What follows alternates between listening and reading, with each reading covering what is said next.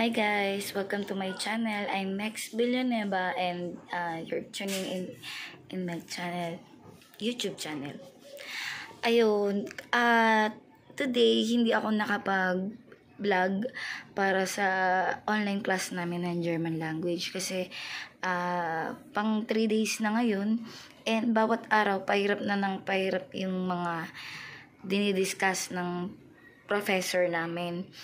Ayun, kaya medyo nawawala na ng time mag-vlog. Ang plano ko sana, iba-vlog ko habang nag-online class. So, malabo siya. Malabo siyang mangyari.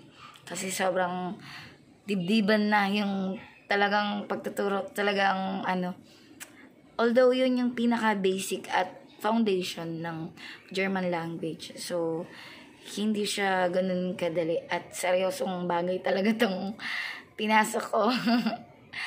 So, ngayon, pang day 3 pa lang namin, pero sangkaterba na yung mga assignments na kailangan naming gawin. Ayan. Bali, andito nga pala ako sa bahay namin sa Bulacan. Ayan, sa Bulacan. Nandito ako sa bahay namin sa Bulacan. Bukas pa ako babalik ng Manila. Kasi nag-asikaso ako dito ng requirements sa school sa Fatima, which is malapit lang dito. And yun nga yung lola ko nga ayun, nalibing na siya. So yun yung mga reasons bakit nandito ako sa Bulacan. And pang 3 days ko na yata ngayon dito sa Bulacan. Miss ko na yung baby ko sa Manila. Kaya bukas uwi na ako sa amin. Doon sa husband ko.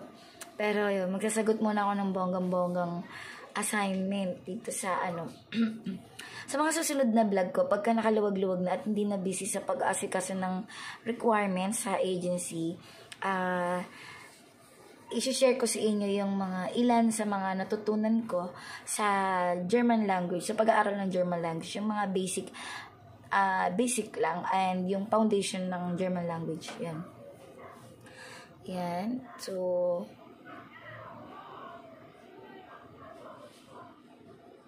pakita ko sa inyo yung yung sample ng mga assignments namin.